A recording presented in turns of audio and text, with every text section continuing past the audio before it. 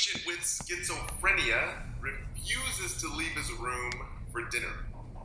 He informs the nurse that the president is coming to town to visit, and he must remain in his room. The nurse's best response would be blank. So, he thinks that the president is coming to see him, and this is not uncommon for presidential visits at psych wards.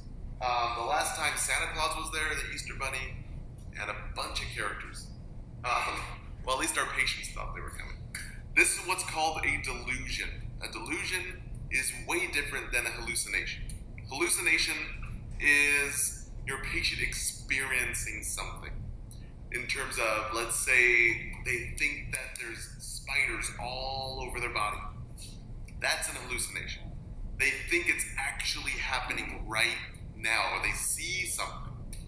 Just like if you take some funny mushrooms and you see something, things crawling on the wall. Same thing as, same thing, totally different than delusions. Delusions is you believe something is going to happen. You're very delusional.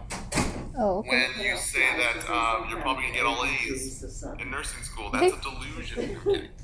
It's just hard to do. So, Okay. let's go into the differences. Schizo, dementia, delirium, and Alzheimer's. All of these can have delusions. You can experience delusions in all these four categories. Alzheimer's, before I get into that. Alzheimer's, delirium, dementia, schizo, all have different kind of starting points. There's different patho behind all of them. They all share similar signs and symptoms because they all have altered level of consciousness. That makes sense. So they all come from different families, but they all kind of share some similar qualities. That's what gets so confusing for nursing students. But as long as you guys know the patho, where they started from, you'll be okay. So, schizophrenia, you have a disruption of your neurotransmitter in your brain. And these two neurotransmitters are dopamine and serotonin. Dementia and delirium, these two are not diseases. These two are more diagnosed by signs and symptoms. So when I say diseases, you have a clinical diagnosis of very firm dopamine, serotonin, very firm evidence. Alzheimer's, you have plaque on the brain, firm evidence. Dementia, delirium, there's no firm evidence. So we diagnose it by signs and symptoms. Delirium is very short-term, UTI, trauma, drugs, tumors, trauma, infection. The only thing different between delirium and dementia is this dementia is longer term, usually happening with our elderly patients. Delirium, you probably have delirium if you take too many shots at your local pub or whatever, you're gonna have delirium. So, in terms of this question right now, the patient with schizophrenia, what is the best response?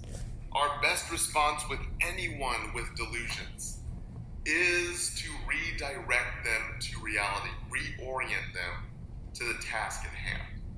So, A is not the correct option. If you refuse to follow our schedule, I'll have to tell your doctor. You do not want to accelerate someone into anger or frustration. Okay? You're reorienting people. Same thing as if your patient is drunk. You don't want to pick a fight with someone who's drunk. You want to reorient them, bring them down, lead them, tell them where you're going to go, what you're going to do. Especially if they're a friend, you're trying to get them out of a club and not being thrown out by the bouncers. Long story, last Saturday. No, I'm kidding. Okay, so B is the correct option. It's dinner time. Let's go get something to eat. Okay? B, reorientating and redirecting them. C is wrong. The president asked me to inform you he's meeting with you today. Now, it's fun to do. It's kind of fun to play along with patients. I wouldn't recommend it, but it is kind of fun. But basically don't participate in the delusions. I've seen nurses do that before. I'm not going to say who, not pointing fingers. D, the president is not coming, or I would have been informed, okay?